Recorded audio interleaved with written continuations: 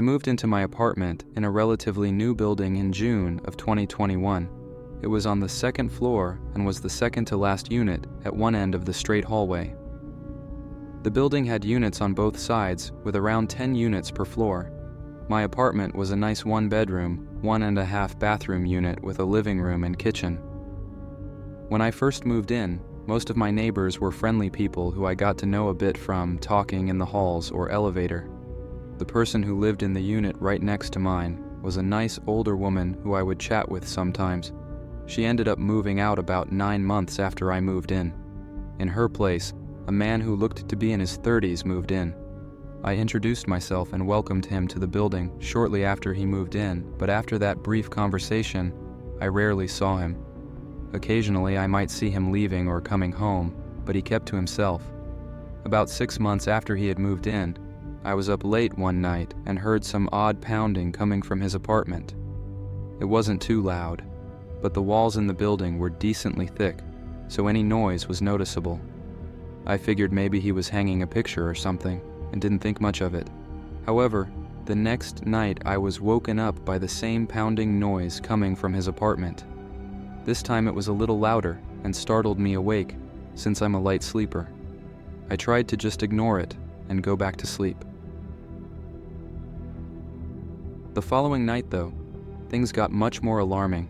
I was woken up again, this time by strange noises coming from my bathroom. The bathroom was attached to my bedroom, and the door was mostly closed. In my sleepy, confused state, I sat up and listened closely, trying to figure out what I was hearing. Then I realized, to my horror, that it sounded like someone moving around in my bathroom. I didn't understand how that was possible since I clearly remembered locking the front door before going to bed. I jumped out of bed, grabbing only my phone at first. As I rushed out of the bedroom, I quickly grabbed my keys and ran out of the apartment, not even bothering to put on shoes. I sprinted down the long hallway and stairs until I was outside by my car. I immediately called my best friend in a panic, thankfully waking her up even though it was past 1 a.m. at that point. She told me to hurry over and that I could stay with her for the rest of the night.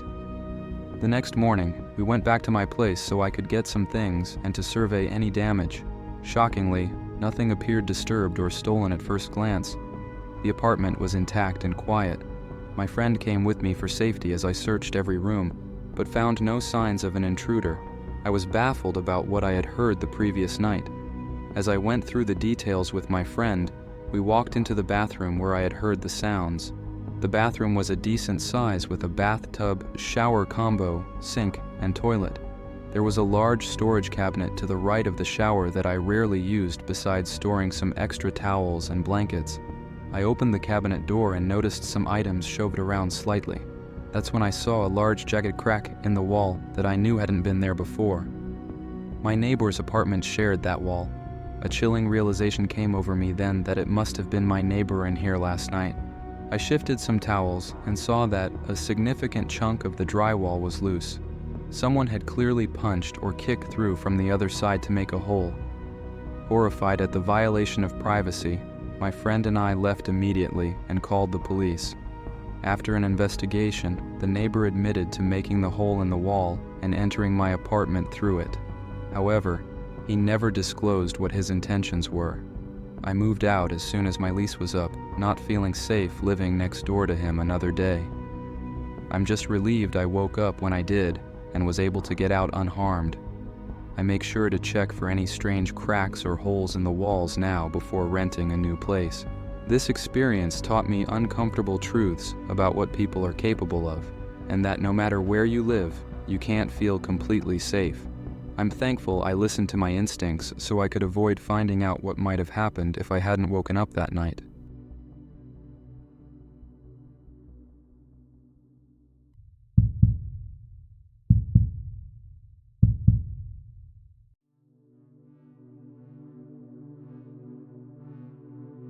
I will never forget that chilling night when I was home alone as a 12-year-old and our creepy neighbor tried to break into our house. My family lived in a modest 2-story suburban home on Elm Street. It was just my parents, my older brother Matt, who was 15, and me. Our next-door neighbor was a peculiar older man who lived alone. He was short, skinny, and had a pale complexion. He rarely came out of his house, and when he did, he avoided making eye contact or exchanging pleasantries. Even as a young kid, something about him always gave me the creeps. I couldn't pinpoint what exactly was unsettling. Maybe it was his cold demeanor or reclusive nature. Matt used to jokingly call him a vampire since we never saw him out in the daylight. My parents chalked it up to him being an eccentric loner, but harmless. Still, I felt uneasy every time I saw him or walked by his worn-down house. On this particular night, my parents had gone grocery shopping after dinner. Matt was sleeping over at his best friend, Josh's house. Home alone, I decided to work on my science project that was due next week. I spread out all my materials on the kitchen table and got to work. Outside, darkness crept over the neighborhood as night fell. About an hour after my parents had left, I heard a loud knock at the front door. I froze, my heart skipping a beat. We weren't expecting any visitors tonight. I crept over to the window and peered out. Standing on our front porch was none other than our creepy neighbor. Even in the dim lighting, his tall, lanky frame and messy gray hair were unmistakable. My first instinct was not to answer the door. I had no idea what he wanted, but something in my gut told me not to engage with him. I snuck upstairs to Matt's room, which had a view of the front door. I saw the man knocking again, more aggressively this time. When no one answered, he leaned over to peer through the window. My skin crawled watching him snoop around. After a few more minutes, he shuffled off our porch and cut through the grass back to his house.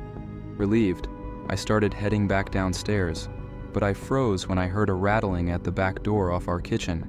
I crept to the top of the stairs and peered down. That's when I saw his face smushed against the back door window, trying to jiggle the locked handle open.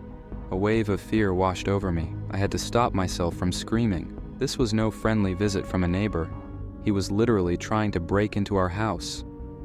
I considered calling the cops, but our home phone was downstairs, and I was too terrified to go near the back door with him still lurking right outside. Helpless, I retreated back upstairs to watch him from the window. After what felt like forever, he slinked away into the night. I waited a few more minutes before tentatively creeping downstairs. The house was dark and silent. I flipped on lights in every room, double-checking he was gone. As I turned on the dining room light, I came face to face with him peering through the window. He was standing right there staring back at me with cold, dark eyes. I've never been more frightened in my life. I sprinted upstairs to the safety of my room and stayed there until my parents got home 20 minutes later. Dad went over to confront the neighbor, but he denied everything. We considered calling the police but had no real proof other than my eyewitness account. I was so shaken up that I begged my parents to keep all the lights on that night. I could barely sleep, tossing and turning, imagining I could hear his footsteps lurking outside. We made sure to lock all doors and windows after that. But the trauma stayed with me for years. I always felt unsafe being home alone after that. We ended up moving across town less than a year later, though not directly because of this incident. I was hugely relieved to put distance between us and that creep. To this day, I'm unsettled knowing he still lives in that same house.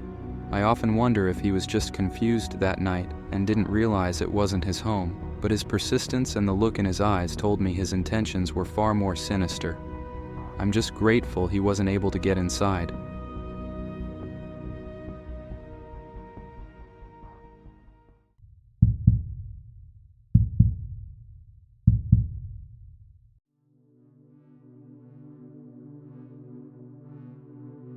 I grew up in a quiet suburban neighborhood with my parents and younger sister. Our house was a modest, split-level home, with my bedroom located in the partially underground basement. We had a nice-sized backyard that connected to our neighbors on either side. One summer, when I was about 12 or 13 years old, I was outside practicing sports and games in the backyard nearly every day. That's when I first noticed our peculiar neighbor lady who lived in the house to the west of ours. The first time I spotted her, I was casually throwing a frisbee to myself, trying to hit various targets I had set up. Out of the corner of my eye, I caught a glimpse of movement on their back deck. I turned my head to see the woman standing there with a pair of binoculars raised to her eyes, facing directly at me. I froze, frisbee in hand, wondering if she was actually looking my way through the binoculars even though I was so far away. She stood as still as a statue, binoculars fixed in my direction. I felt extremely unsettled but tried to ignore her and continue my frisbee game. However, I kept stealing glances at the deck, and she remained standing stiffly in place with binoculars glued to her face for what seemed like ages. Finally, I turned to stare right back at her, and we locked eyes for a silent minute or two. Eventually, she lowered her binoculars and hurried inside without a glance back in my direction. I had never interacted with the couple living there, despite having been neighbors for years. They mostly kept to themselves, never waving or saying hello when we passed each other on the street. At Halloween, they left their house dark, ignoring all the neighborhood kids who came looking for candy. Seeing the woman intently watching me that day was peculiar, but I brushed it off as a random occurrence. However, over the next weeks and months, I continued catching her scrutinizing me through her binoculars from various windows and locations whenever I played in the backyard. Sometimes she perched on the back deck, statue still with binoculars glued to her face. Other times, she peered down through second-story windows overlooking our yard. Occasionally, I spotted her lurking behind living room curtains, the faint glint of her binocular lenses evident as she observed me. Her relentless watching became unnerving. I could never relax or focus on my games, with the uncanny sense that her eyes were tracking my every move. Sometimes I spun around quickly, trying to catch her off guard, but she remained unflinching, binoculars targeted on me. If I stopped and stared back, we would often lock eyes for up to a minute or more before she slunk away. Other times, I retreated inside just to escape her prying gaze. One hot summer night, everyone was occupying the bathrooms in our house, and I desperately needed to relieve myself. I quietly snuck outside past bedtime, planning to discreetly go behind a tree, but as soon as I stepped into the dark yard, movement on the neighbor's deck made me freeze. The woman emerged from her back door into the night stillness and swiftly raised her binoculars to peer in my direction. I felt a cold chill run down my spine despite the warm air. Without hesitating, I spun around and rushed back inside, no longer concerned about using the bathroom. I decided I would never go outside at night again. I don't know why I didn't tell anyone about the woman's bizarre behavior at the time. Looking back, I think her actions seemed so absurd, I almost questioned if I was imagining or exaggerating the incidents in my mind. But one hot summer night, an occurrence confirmed I wasn't making it up. I woke suddenly to a noise coming from the window in my basement bedroom. Still drowsy, I glanced toward the window expecting to see an insect hitting the screen. Instead, I was shocked to see the shadowy face of the neighbor woman peering in at me. Her hands were cupped around her eyes to block the glare, and she was intently staring into my dark bedroom. Horrified, I leapt out of bed and crouched down on the floor out of sight. My heart was racing as I cowered there, listening for any further sounds. After some time passed in silence, I cautiously peered up over the edge of my bed. The woman was gone from the window. I was thoroughly shaken. As soon as morning came, I told my parents about the incident. My father was outraged and marched directly over to the neighbor's house to confront them. The husband angrily denied everything and cursed at my dad before slamming the door in his face. The woman never even showed herself. After that disturbing experience, I never witnessed any other peeping Tom behavior from the woman. She remained a recluse, rarely emerging from the house until the odd couple eventually moved away a year later. I'll never forget that bizarre summer spent constantly on edge, being watched by my peculiar neighbor through the eyes of her binoculars. The incidents never made sense, but they will be permanently etched in my memory.